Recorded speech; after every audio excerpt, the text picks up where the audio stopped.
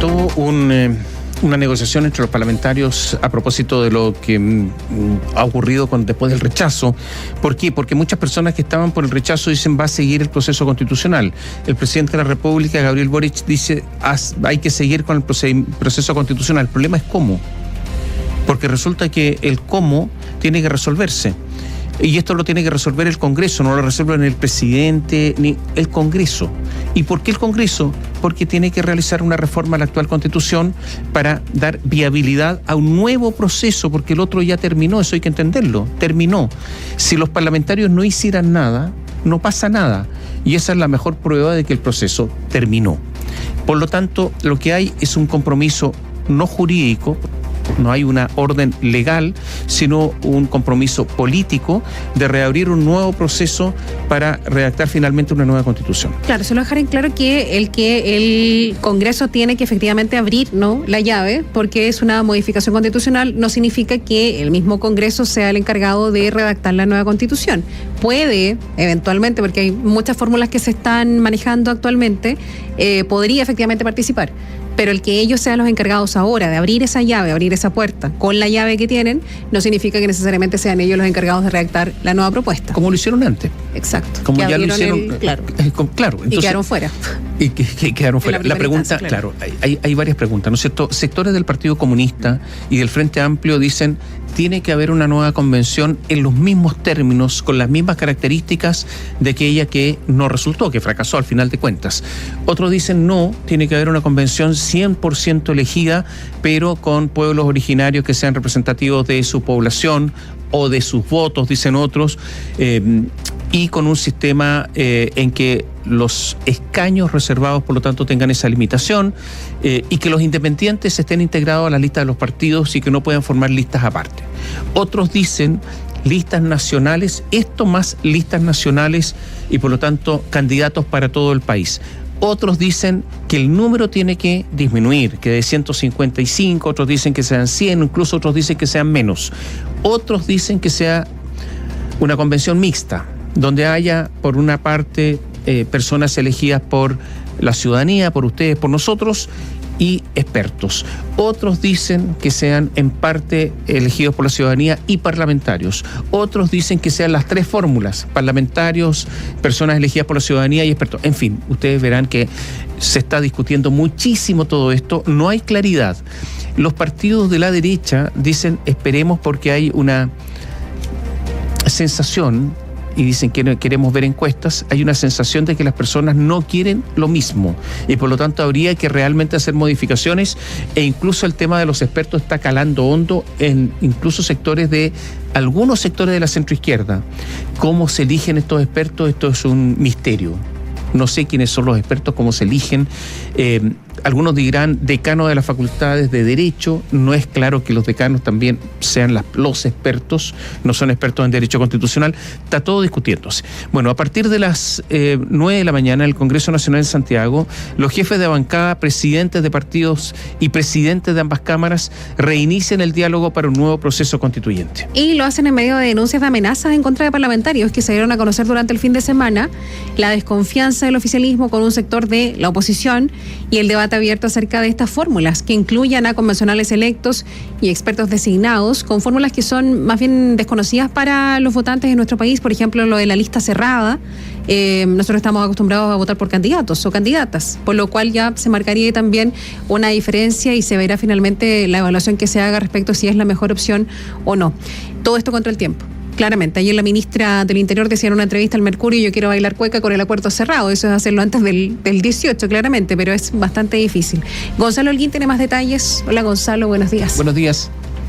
Hola, buenos días, Tomás, Catherine. Sí, un encuentro que ha sido calificado como informal entre presidentes de 5 partidos de gobierno. Conversaciones entre la ministra Sexpress Analía Uriarte y el oficialismo, y la propuesta de las 3 etapas de renovación nacional.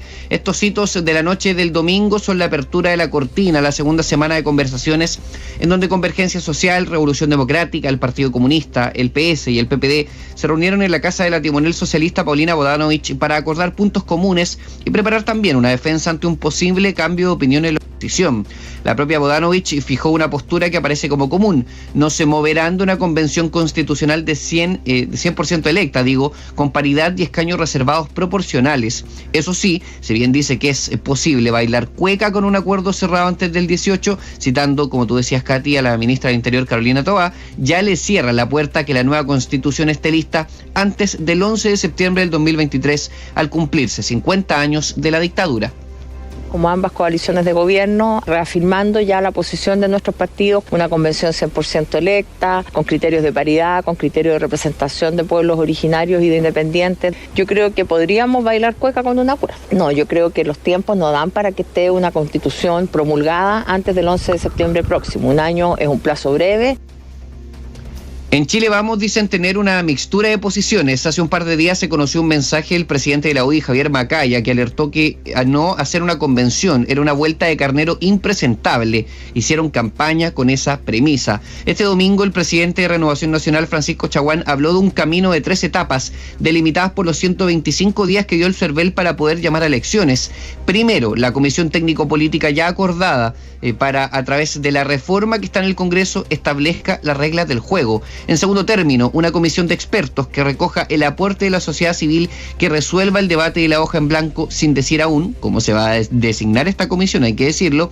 Y finalmente, un órgano que sea electo por los ciudadanos para redactar el nuevo texto. Tanto Chaguán como la jefa de bancada de los senadores, Paulina Núñez, explicaron esta mixtura.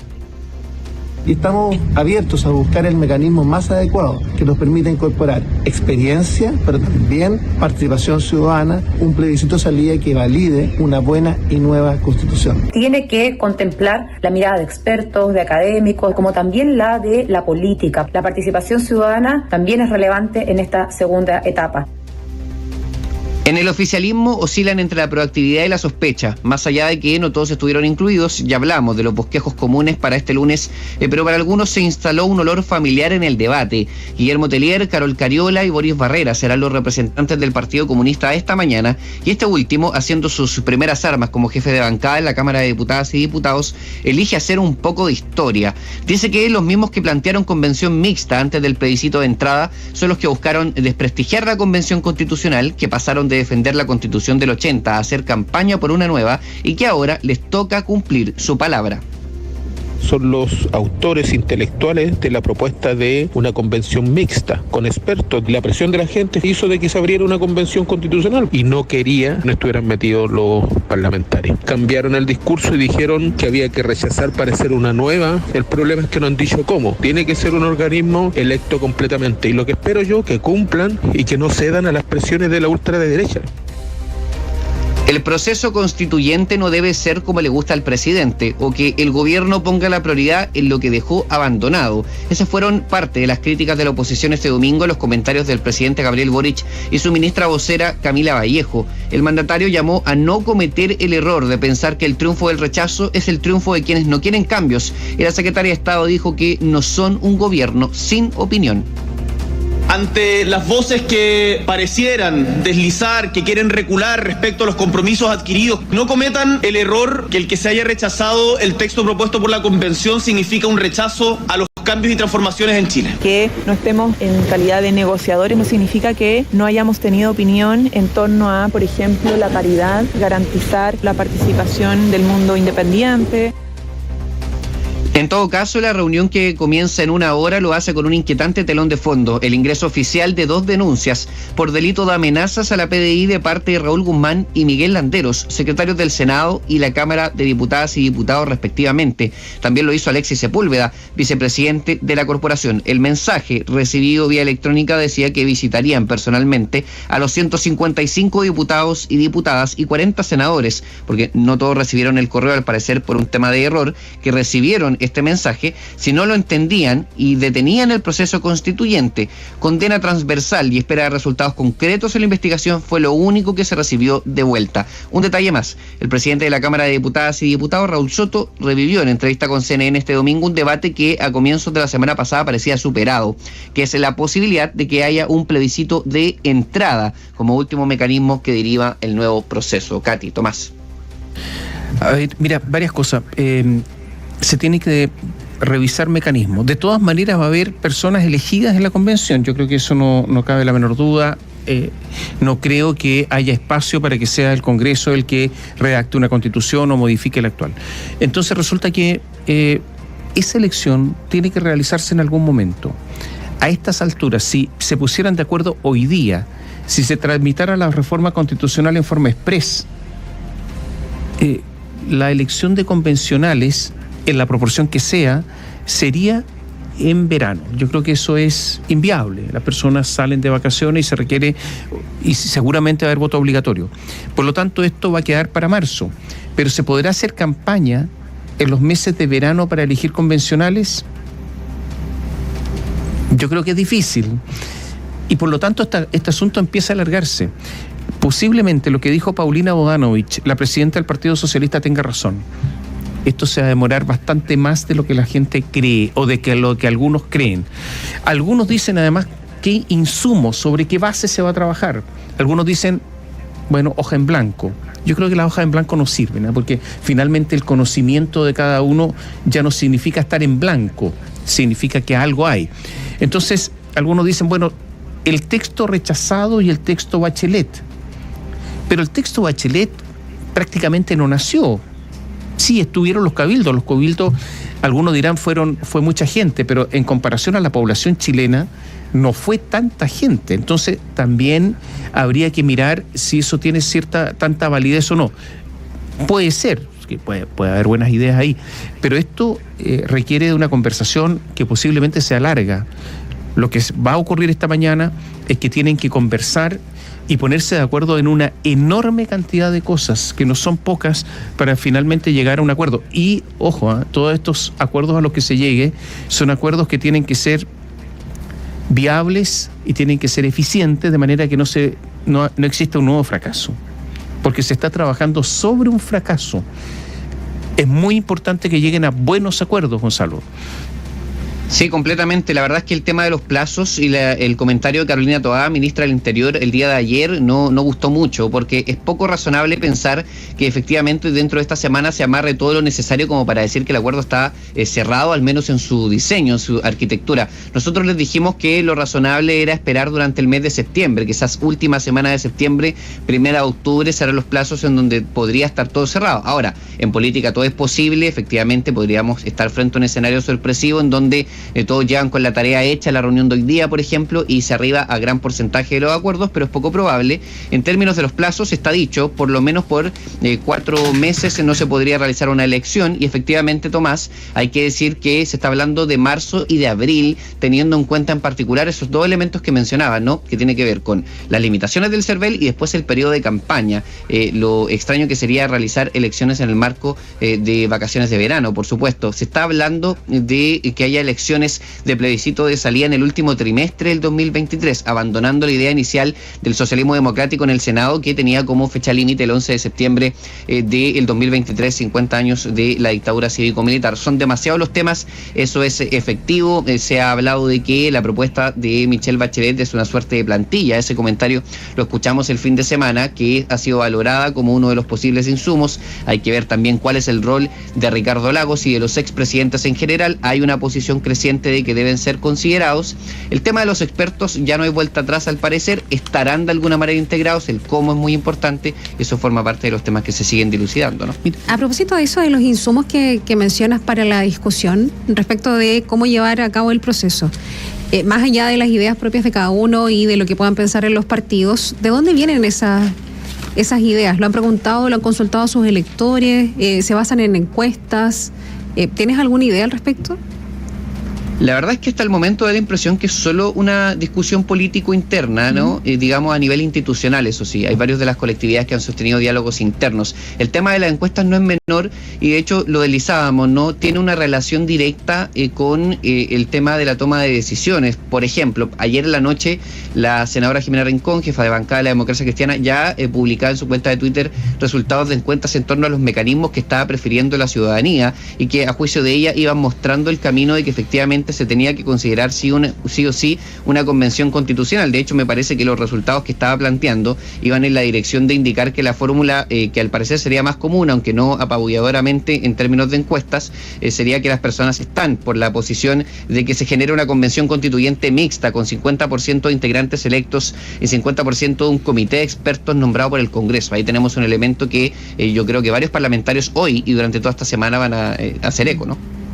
Mira, vamos a hablar de las encuestas, pero lo cierto es que muchos se preguntan cuál va a ser el papel del gobierno en esto, porque evidentemente que si el gobierno estuvo enormemente involucrado por el apruebo y el presidente de la República, yo diría que fue el líder del apruebo, es cómo va a incidir el gobierno en la nueva arquitectura para redactar una nueva constitución. El presidente ha dicho, y ha sido muy criticado por eso, dijo, ser un adelantado a tu época es una forma elegante de estar equivocado. Por lo tanto, lo que ha dicho el gobierno es que la constitución que se rechazó era una constitución tan adelantada que por eso fue rechazada. Y por lo tanto una falta de autocrítica gigantesca por parte del Ejecutivo y de muchos sectores perdedores. Hay otros que sí han hecho una autocrítica. De hecho, hay algunos sectores que estuvieron por el apruebo a contrapelo, eso todos lo sabemos, o sea, más bien por lealtad que por una conciencia de que el texto era bueno. Pero en el núcleo duro del gobierno no hay mayor autocrítica. Dicen, lo que pasa es que somos demasiado adelantados, somos demasiado visionarios, vemos muchísimo más que los chilenos. Y ese es el problema, ver más. Y entonces hay un problema acá. ¿Qué ha entendido el gobierno en cuanto a la derrota? Y si no ha entendido, quiere decir que va a haber una incidencia por parte del gobierno en la redacción, porque al final los gobiernos tienen poder, ¿no es cierto?, de la nueva Carta Fundamental que va a tener efectos importantes. El Frente Amplio y el Partido Comunista no han reconocido mayormente las causas de la derrota. El Partido Comunista, ¿para qué decir? De hecho, lo que dijo la semana pasada Daniel Núñez, el senador comunista, de que, bueno, si no se cumplen determinadas cosas, tomamos nuestras cosas y nos vamos a la vereda del frente. O sea, la oposición, fue una advertencia durísima. Entonces, eso es otro aspecto que tienen que ver los parlamentarios. ¿Quiénes van a redactar la Constitución y qué incidencia van a tener determinadas fuerzas de gobierno para impulsar nuevos cambios, que muchos son importantes, pero hasta dónde, cómo? Sí. Yo creo que hay toda una discusión pendiente acá, ¿no? Hay que decir que por lo pronto, por una cosa de solamente la operatividad de este proceso constituyente, lo que uno puede decir sin temor a equivocarse es que al gobierno le corresponde en este momento coordinar el avance de la reforma constitucional que modifica el artículo 142, que es una reforma presentada por la democracia cristiana. Esto podría ser, por ejemplo, a través de una urgencia legislativa de la que se haga parte a través de las Express Ana Lía Uriarte y el gobierno, también eventualmente indicaciones. Esto es para comenzar el camino, ¿no? Recordamos que ya está presentada una reforma desde la primera semana de agosto que de alguna manera habilita un proceso constituyente que mandataría eventualmente al presidente de la República hacer un plebiscito. Nos están diciendo que se está ocupando como caparazón o de alguna manera como una manera de adelantar el proceso esta reforma, de la cual sí se integraría el gobierno, pero después ya les transfiero una sensación, Katy, Tomás. Conversando con quienes han liderado este diálogo, incluso en esto incluye a los presidentes de ambas cámaras, uno no siente que haya mucha paciencia o ánimo para que el gobierno se involucre mucho más que en este momento, que es el inicial. Una vez que despega la arquitectura de este diseño, que sería estas próximas semanas, da la impresión de que se le exigirá la misma presidencia que se le exigió durante la campaña anterior, y del contenido de la convención o del organismo intermedio de expertos que vaya a generar directrices para el texto. Yo estoy entendiendo, por lo que estamos conversando con parlamentarios, que nadie espera que el gobierno se involucre en eso. Mira, ayer una entrevista al expresidente Eduardo Frei, que estuvo por el rechazo, y le preguntaron por el mecanismo, y dice: una nueva convención al estilo de la anterior tomaría mucho tiempo, por lo menos 2 años. Tal vez tendría que pensar en una alternativa mixta, con participación de expertos o del mismo Senado que fue elegido bajo el sistema proporcional. No excluye incluso que el Senado participe. En definitiva, esto lo tienen que acordar el gobierno con el Congreso Nacional, dice, pero debe ser rápido. Dice gobierno con el Congreso Nacional. ¿El gobierno? Pero dice una convención mixta. Le preguntan en una entrevista ayer a Carolina Toá, ministra del Interior, en el diario El Mercurio, debe haber una nueva convención, creo que es fundamental. No se entendería que después del camino que hemos hecho desconozcamos el mandato del primer plebiscito que se inclinó tan mayoritariamente por una convención electa. Sus características no pueden renunciar a la paridad y a los escaños indígenas, que son avances necesarios para equilibrar desigualdades históricas. Se pueden discutir algunas de sus modalidades, pero no me parece razonable, dice, retroceder. ¿Retroceder en qué? Y aquí viene toda la discusión. ¿Qué significa retroceso? ¿Significa menos participación de los escaños indígenas o no? ¿Qué significa retroceso? ¿Que no participen los independientes en listas propias o no? Por eso está todo absolutamente abierto. Eso es lo que da la impresión después de todas las declaraciones que se conocen en las últimas horas. Esperemos la reunión del día. Es un ratito más, ¿no? A partir de las 9 de la mañana. Sí, nada, 45 minutos. Vamos a ver cuando se defina si es que van a continuar reuniéndose en el Congreso este miércoles, y esperamos también algo de definición en torno a un cronograma de trabajo. Claro, esa es una de las expectativas que estaba en la primera reunión, y ayer conversamos con gente de oficialismo y esperaban que sí o sí de la segunda saliera una suerte de carta Gantt, si se quiere, de este proceso. Gracias, Gonzalo. Buenos días. Hasta pronto, quedamos atentos. Abogados constitucionalistas aseguraron que tiene sentido la propuesta de comenzar un nuevo proceso constituyente con una hoja en blanco, siempre y cuando se utilicen como guía tanto las últimas constituciones como el proyecto de la Convención y la del gobierno de Michelle Bachelet. Y calificaron además como razonable que se estima un plazo de 6 meses para el futuro órgano constitucional, la nueva convención, en caso de que eso se determine. Agustín Morel nos cuenta.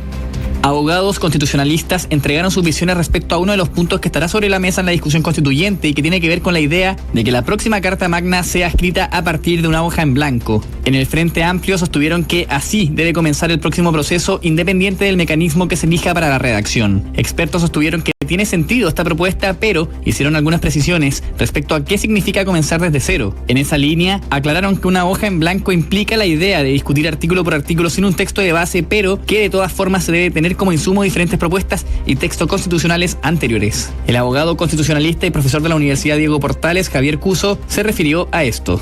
Todo proceso verdaderamente constituyente parte de una hoja en blanco en el sentido de que no está obligado a reproducir ninguna norma de la Constitución vigente. Dicho esto, todo proceso constituyente que yo conozco no es hoja en blanco, en el sentido de que recoge materiales previos del propio país, del derecho comparado del derecho internacional. Respecto a la posibilidad de considerar la propuesta constitucional que surgió de la Convención como insumo, los especialistas sostuvieron que algunos elementos de esta se deben mantener, como también se debe considerar la Constitución actual, la de 1925 e incluso algunas más antiguas. De todas formas, el abogado docente de la Universidad Autónoma, Sebastián Zárate, señaló que sería un error considerar la propuesta rechazada o la actual Carta Magna como hoja de ruta. No nos basemos en un texto en específico, como puede ser el borrador de Constitución que fue ampliamente rechazado o la Constitución vigente, que es la que se quiere abandonar. Sí creo que después del rechazo se tiene que volver a la tradición constitucional.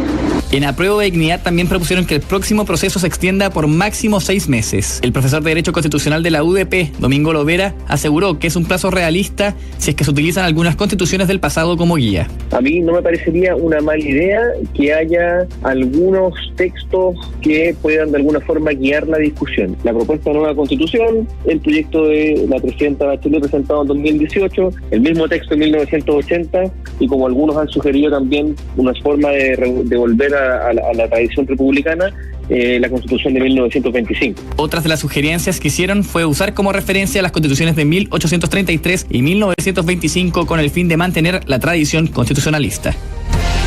8 de la mañana, 16 minutos. En todo caso, en estas conversaciones iniciales se puede decir que hay un cierto consenso en 3 cosas, ¿no? Que va a haber un plebiscito de salida, la paridad, yo creo que en eso hay consenso, y en el voto obligatorio. Y también habría un cierto consenso, yo diría menor, en cuanto a la participación de escaños reservados para pueblos indígenas, pero en proporción a la población, otros dicen en votación en proporción a sus votos. Claro, la participación. A la participación electoral de ellos, y por lo tanto, que no fue alta. Entonces también habría que mirar qué significa todo eso. En eso habría cierto consenso. Hay una propuesta que es de parte de parlamentarios que no están alineados, digamos, con partidos de izquierda que son independientes, que encabeza la senadora Fabiola Campillay, y hay otras organizaciones sociales, unas 25, que están detrás de esta idea. Es una nota de La Tercera que cuenta que esto lo debatieron a través de un Zoom. Dicen que había mucha gente, que era difícil saber quiénes estaban, quiénes no.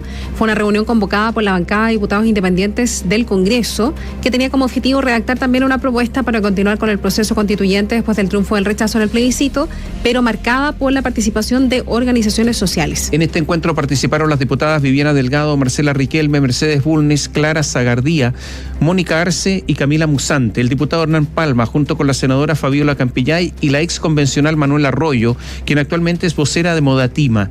Tenemos en común que si bien somos pro gobierno, no somos oficialistas. Nos caracteriza esa independencia, dijo Palma.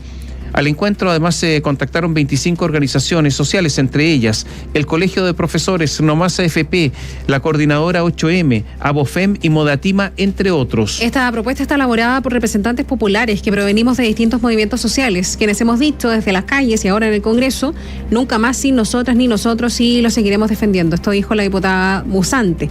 Sentimos que tenemos que interpretar la voz del pueblo, que queremos humanizar la política y estar en contacto con organizaciones sociales, tanto de la seguridad, del feminismo, la comunidad LGTBQ+, el medio ambiente, etcétera, agregó Palma. Las parlamentarias incluidas en la propuesta pretenden entregar el texto hoy a las 9 de la mañana a la mesa de negociación del Congreso Nacional, donde por estos días se discuten, como les contábamos, los distintos mecanismos para continuar con el proceso constituyente. Y de hecho, el miércoles de la semana pasada se llevó a cabo el primer encuentro con los presidentes de las dos cámaras, el senador Álvaro Elizalde y el diputado Raúl Soto, los presidentes de partidos, los jefes de bancadas y la ministra Sexpress Analía Uriarte. Según adelantan algunos parlamentarios, será la senadora Fabiola Campillay quien encabece la entrega de la propuesta. Y en esa propuesta las parlamentarias definían los mecanismos para un nuevo proceso constituyente. De acuerdo con su criterio, la eventual nueva convención debiese funcionar por un plazo de 1 año, al igual que ya lo hizo la anterior, pero con una prórroga de 3 meses, y la elección de constituyentes debería ser en abril del próximo año. Y en lo referido a su integración, el órgano debiese estar compuesto por 155 representantes electos por la ciudadanía,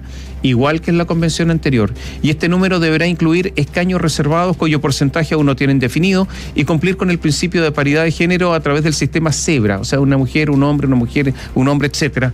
Eso sí, aún no se define si se deben permitir o no las listas exclusivas de independientes. Algunos, sin embargo, defienden que existan. Dicen, estamos proponiendo que efectivamente existan listas de independientes, porque de lo contrario se van a plantear listas cerradas, donde evidentemente los partidos políticos grandes van a poner primero a sus candidatos predilectos y al final van a colgar a los independientes, lo cual va a finalmente exterminar sus posibilidades. Estamos por listas exclusivas de independientes, explicó Palma. Y precisamente este es uno de los puntos donde al menos en los partidos hay consenso de no repetir, pues consideran que el desempeño de los colectivos derivados de la lista del pueblo o de movimientos sociales constituyentes no fue el óptimo. Además, los redactores de la propuesta buscan incluir requisitos e incompatibilidades de los candidatos a constituyentes y sugieren la aplicación de la ley del lobby, la declaración de patrimonio e interés también. En relación a las inhabilidades para los convencionales, afirman que es un tema a discutir, pero buscan excluir a los condenados por delitos económicos. Y también consideran que es necesario asegurar recursos económicos para la implementación y difusión con la sociedad del trabajo constituyente, como asimismo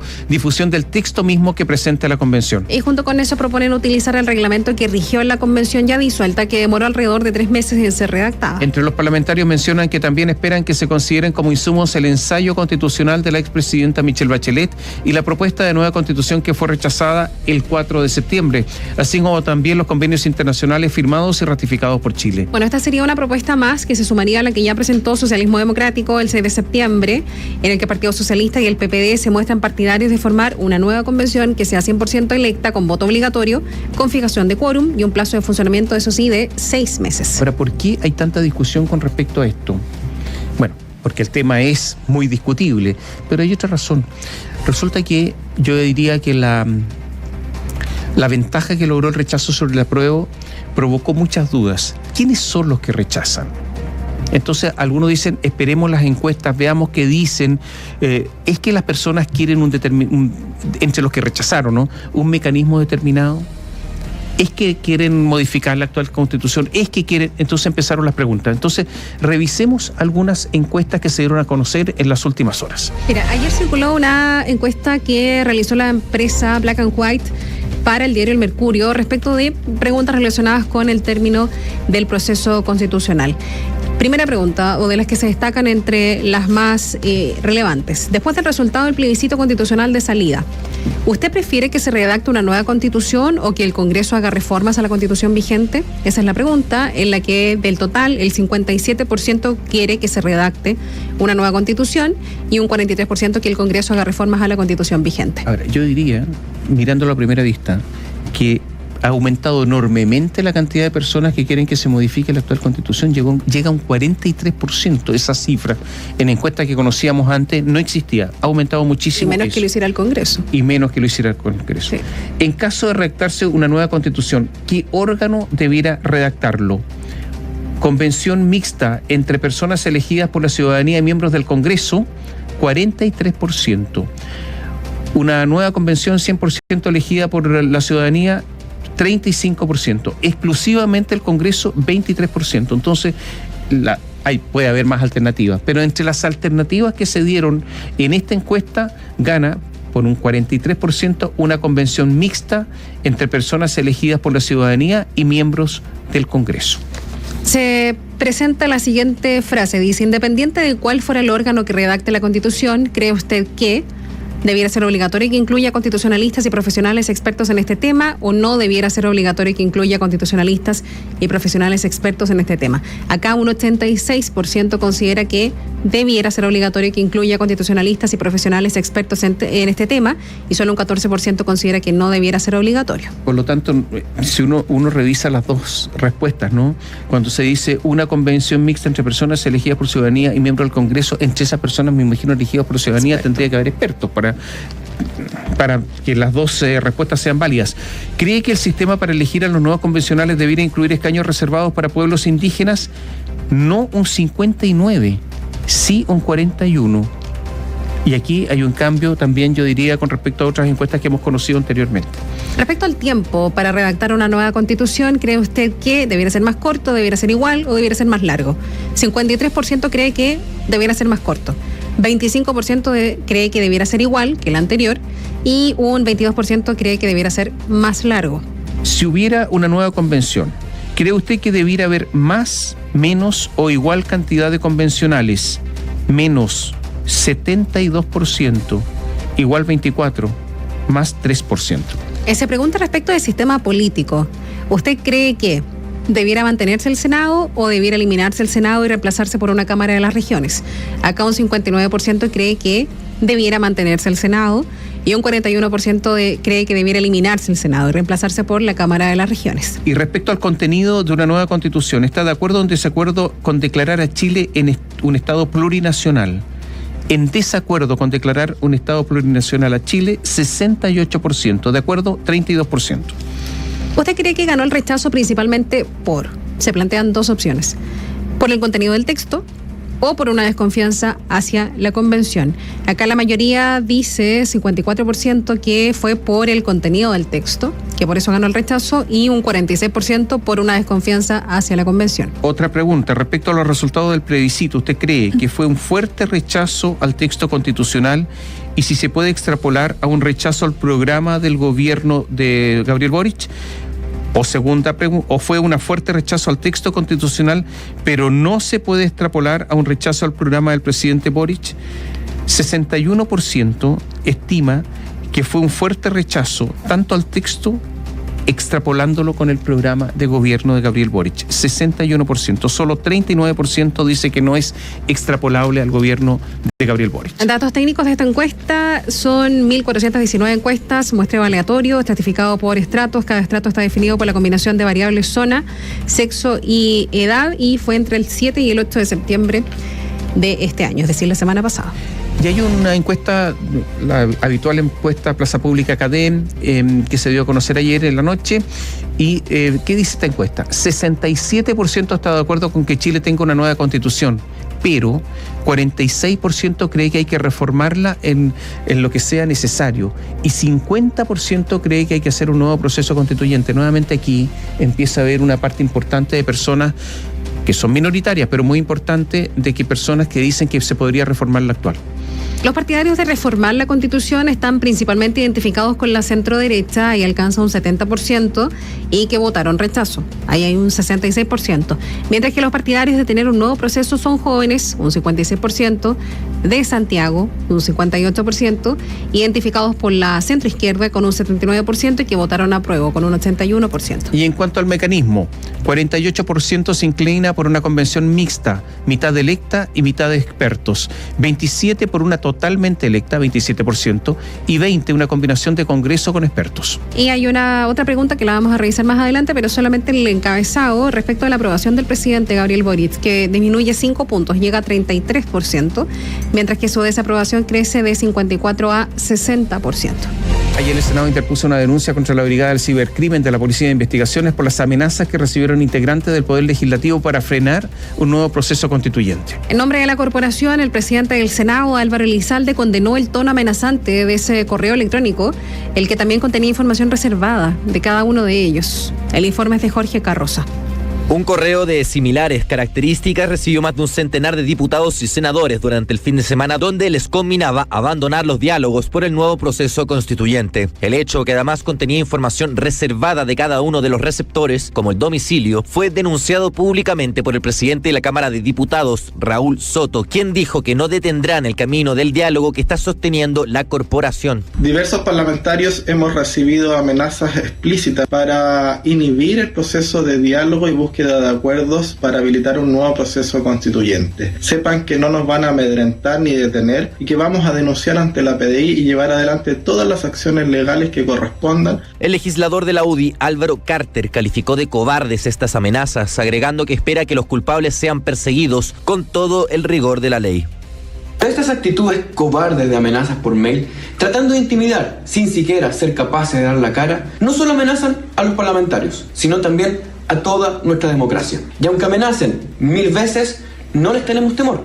Por lo mismo, espero que los responsables de estos correos sean perseguidos con todo el rigor de la ley.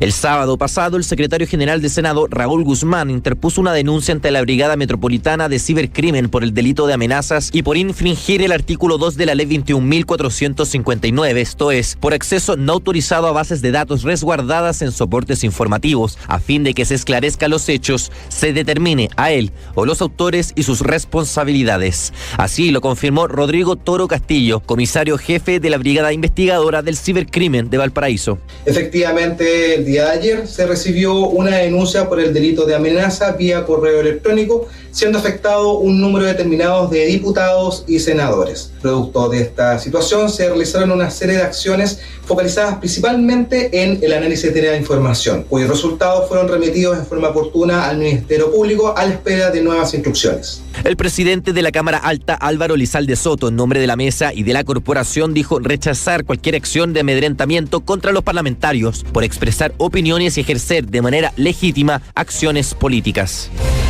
8 de la mañana, 30 minutos. En todo este proceso, yo diría, del plebiscito fueron muy importantes los alcaldes, porque los alcaldes conocen muy bien sus zonas, los llamados territorios.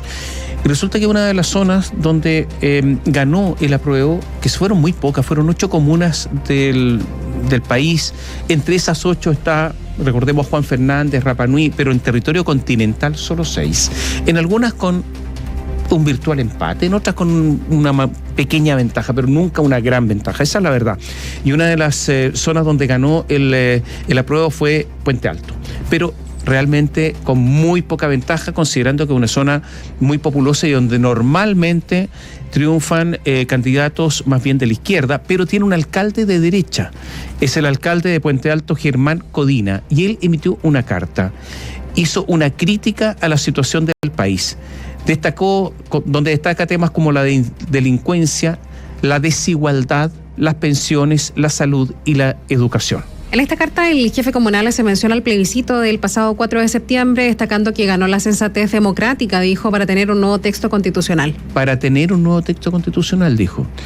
es de derecha, y en este sentido pide un acuerdo nacional que condene y castigue la violencia y el narcotráfico, lo que no es contradictorio, dice, con redactar una nueva constitución con participación ciudadana, con paridad y con plebiscito de salida.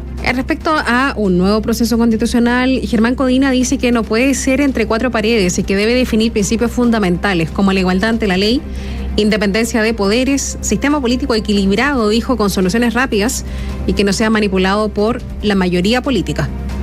En el plebiscito ganó la sensatez democrática, la misma que sabe que necesitamos como país un buen texto constitucional que concite amplio consenso, pero también necesitamos derechos sociales aquí y ahora, partiendo por el derecho a la seguridad y un gran acuerdo nacional para condenar y castigar en serio la violencia, lo que no es contradictorio con que se redacte una nueva constitución con participación ciudadana, paridad y plebiscito. Además, Codina dice que con voluntad del gobierno y el Congreso se podría aprobar la mayoría de derechos sociales fundamentales como vivienda, salud y educación, dijo en su carta. En este último punto, garantizar el acceso universal a la educación pública, gratuita y de calidad, y la libertad de enseñanza que permita a los padres elegir el establecimiento para sus hijos. Finalmente, el alcalde de Puente Alto, Germán Codina, llamó al Parlamento a estar conscientes que los derechos sociales tienen que estar en una nueva constitución, agregando que los alcaldes y alcaldesas pueden aportar ideas para lograrlo. Atención, porque los alcaldes son una fuente de poder político y la derecha va a tener que escuchar a sus propios alcaldes. Yo no creo que vayan a tener que encerrarse en sus propias negociaciones, como la que parten un rato más a las 9 en el Senado, sin escuchar a la gente, porque ese 61, algo %, que es mucha gente, es gente bien diversa. Esa no es solo la derecha, ni mucho menos. No son todos de derecha ni están pensando todos lo mismo, sea cual sea el pensamiento, incluso va más allá de lo político. En fin, hablábamos recién acerca de una entrevista que circuló ayer en el diario El Mercurio al expresidente Eduardo Frei Ruiz-Tagle. Diferentes visiones surgieron en su partido, la Democracia Cristiana, después de que el expresidente asegurara que el partido, su partido, el de su padre, de su familia, podría disolverse.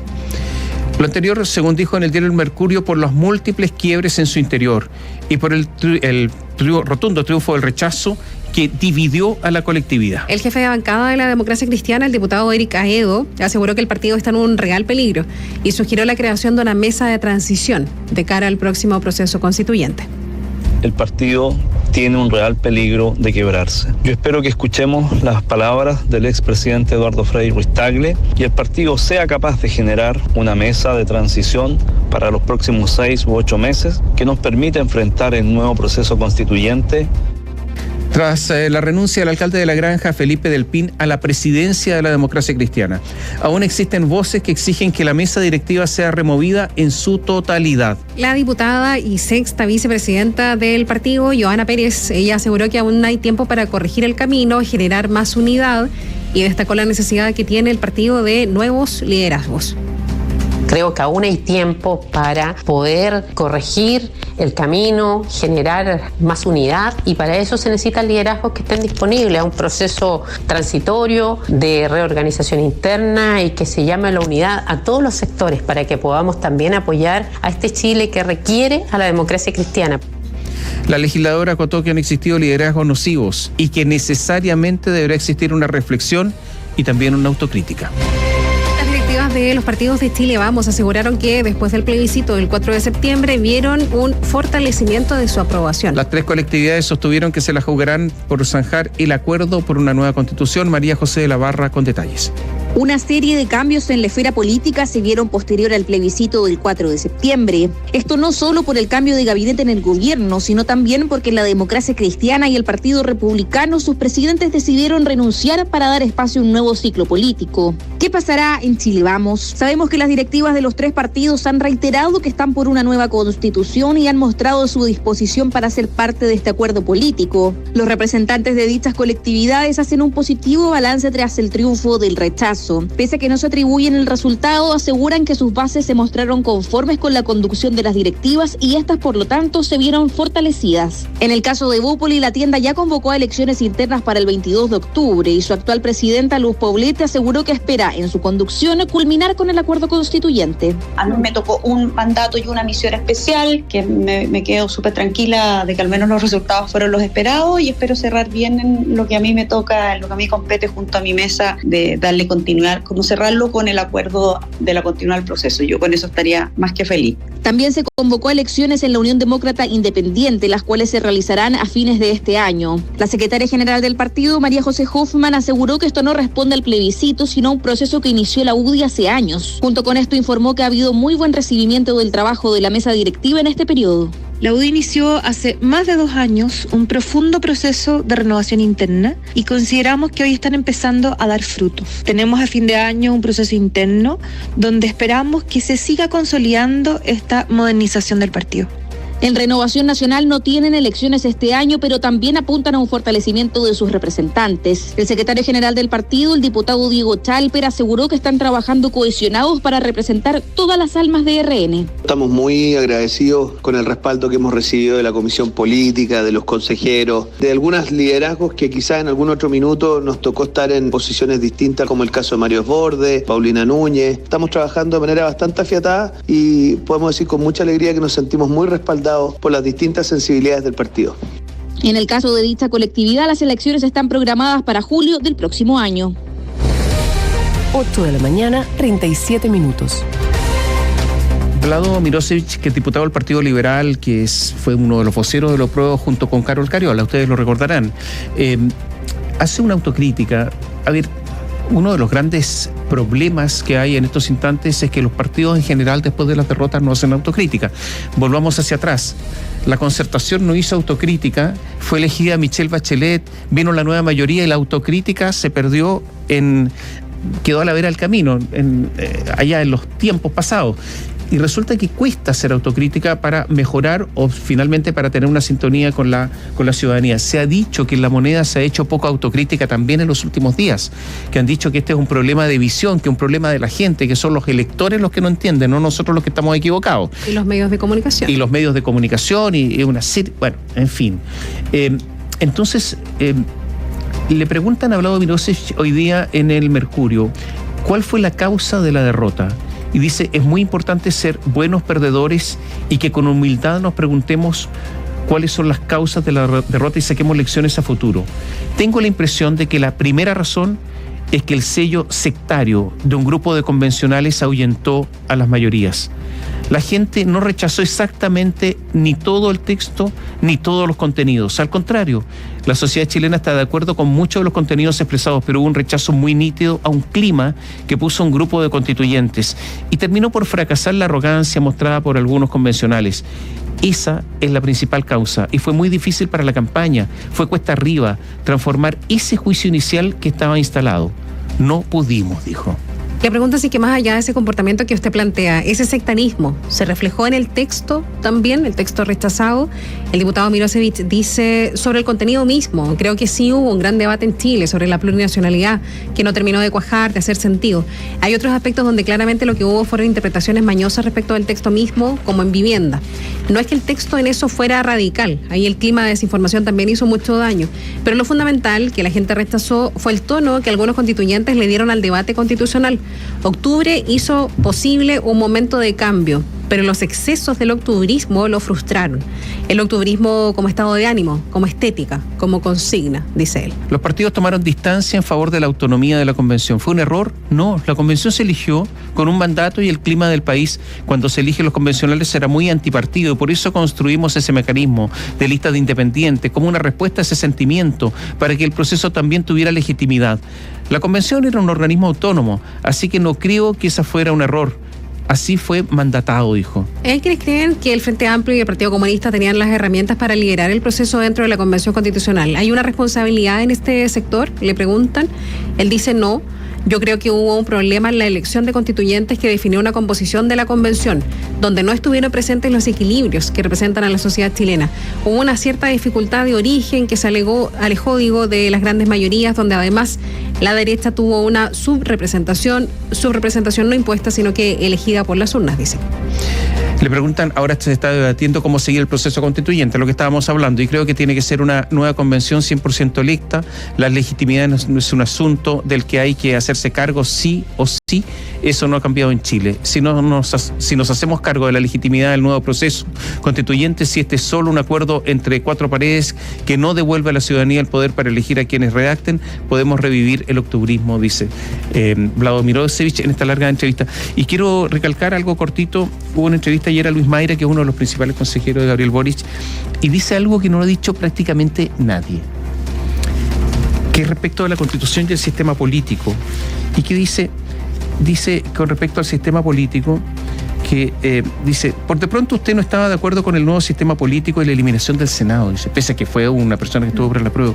Y mira lo que dice, le voy a responder de otra manera. En las muchas reflexiones que hubo después de que se publicó la Constitución de 1980 y luego durante el tiempo que cuestionamos su rasgo autoritario, nunca hubo un cuestionamiento al régimen político. Este tema nunca estuvo en las cosas que discutimos. Entonces, esta propuesta respondió a una reflexión novísima, nueva, ¿no? Es decir, enteramente reciente por parte de un sector que participó en la redacción del texto. ¿Qué le está reconociendo Luis Mayra a la actual Constitución? Que el régimen político, que básicamente es el sistema democrático que establece una Constitución, no se discutió, que no era tema. Que eso no era un tema, que al parecer, según Mayra, la democracia bajo esta Constitución existe, y por eso no era tema. Eran otros los temas, el Estado subsidiario, etcétera, etcétera, pero no ese, y que este fue un tema nuevo. Primera vez que alguien de izquierda lo dice con tanta claridad. Puede tener razón o no, pero lo dice con tanta claridad, es algo nuevo. Un efecto político más extra, digamos, de la Convención Constitucional, del rechazo más bien, es lo que ha pasado o lo que va a pasar con la diputada Carol Cariola. La otra vocera de la Apruebo. La otra vocera de la Apruebo, también muy activa, por supuesto, en su trabajo por esa opción, y resulta que está complicada ahora la llegada de la diputada a la presidencia de la Cámara. Octubre era el mes, según el acuerdo administrativo, al que llegaron partidos oficialistas junto con la Democracia Cristiana y el Partido de la Gente para que suma una nueva presidencia en la Cámara. Sin embargo, los últimos hechos del acontecer político tensionaron las relaciones, y las conversaciones en las bancadas dan cuenta que corre riesgo ahora el nombramiento de, ya estábamos hablando de ella, la diputada Carol Cariola. Entre las razones, explican fuentes del sector, está principalmente que Cariola fue la vocera del Apruebo, opción que fue duramente derrotada en el plebiscito del 4 de septiembre, y que además no fue defendida por todos aquellos que suscribieron el pacto administrativo. Además, hay quienes plantean que es necesario otro tipo de liderazgo para encabezar conversaciones de la continuidad del proceso constituyente. Y si bien el Frente Amplio y el Partido Socialista han reafirmado su compromiso con el acuerdo, desde el Partido de la Gente, la Democracia Cristiana y diputados ligados al PPD confirman que hay dudas. Es un acuerdo que queremos cumplir, pero obviamente uno hoy nota al interior de la Cámara que están ocurriendo distintas conversaciones, y a raíz del resultado del plebiscito se abre este proceso de conversación.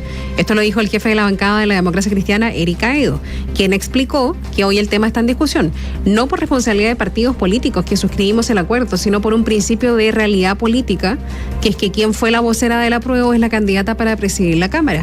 Esto pese a que para la renovación de la mesa está contemplada la vicepresidencia de Johanna Pérez, que es militante de la DC. En la misma línea, la diputada del Partido de la Gente, Giovanna Ahumada, planteó que se llegó a acuerdos en un principio, y como la diputada Cariola tomó una vocería con respecto al Apruebo, lo que hoy amerita es volver a reunirse, y lo vamos a tener que hacer pronto. La disposición de la bancada está, pero hay que conversar, porque este rotundo rechazo que llama a evaluar el cómo está hoy el acuerdo administrativo, ver cuáles son las mejores opciones. Una posibilidad podría ser un cambio. ¿Cuál? Habría que verlo. Esto podría dar tranquilidad en este segundo proceso. Según cuenta el diario El Mercurio, también existirían dudas con el comportamiento de sectores independientes del PPD, que según fuentes del bloque estarían interesados en que Carlos Bianchi juegue un rol en la testera. Por otro lado, nadie da por sentado los votos de Pamela Giles, del Partido Humanista, y Félix González, del Partido Ecologista Verde, los que podrían ser claves, porque la derecha necesita solo 11 votos más para poder imponer ellos un candidato. Solo el Partido de la Gente y la Democracia Cristiana suman 13. Bueno, otro factor que consideran en la Cámara son las distintas tensiones en Apruebo Dignidad por los recientes cambios del gabinete. Según el acuerdo, es a la coalición a la que le corresponden 2 presidencias en estos 4 años, pero entre ellos acordaron que primero sería una del Partido Comunista y otra del Frente Amplio. No obstante, las relaciones entre Revolución Democrática y el Partido Comunista siguen débiles, producto de los equilibrios en los equipos del presidente Gabriel Boric. En privado hay fuentes de la coalición que dicen que podría volver a conversarse y plantear un enroque entre ambos bloques, una idea que no termina de convencer a todos. Al contrario, en el Partido Comunista sostienen que estas tensiones ya se solucionaron y que el Frente Amplio habría manifestado su intención de seguir, con lo que ya acordaron. De todas maneras, en forma pública, varios diputados defendieron la postulación de Carol Cariola. Lo más importante acá es que todas las fuerzas políticas que suscribimos el acuerdo hagamos valer nuestra palabra. No podemos permitir vetos de ningún tipo, dijo Emilia Schneider, diputada de Comunes. Diego Ibáñez, que es de Convergencia Social, diputado también, manifestó que para provocar un clima de mayor incertidumbre, siento que debemos respetar lo estipulado, para no provocar, un clima de mayor incertidumbre, siento que debemos respetar lo estipulado y ser coherentes con las palabras empeñadas. Tomás Hirt dice que no debe haber consideraciones ajenas a lo que ya está pactado. El Partido Socialista dice que va a apoyar a Carol Cariola, pero hay un tema, que es lo que dicen algunos parlamentarios. Dicen, cuando llegamos al acuerdo con Carol Cariola, en ese momento no se sabía que iba a ser la vocera del apruebo. Ese es un hecho nuevo. Y no se sabía, obviamente, un resultado del plebiscito tan malo para el apruebo, del que ella fue vocera. Estos son hechos nuevos, que por lo tanto cambian el compromiso que tuvimos porque no los conocíamos. Bueno, es toda una discusión. Se viene la elección de quien suceda al presidente actual de la Cámara de Diputados, que pertenece al Partido por la Democracia, al PPD, y por lo tanto, o Carol Cariola o Carlos Bianchi.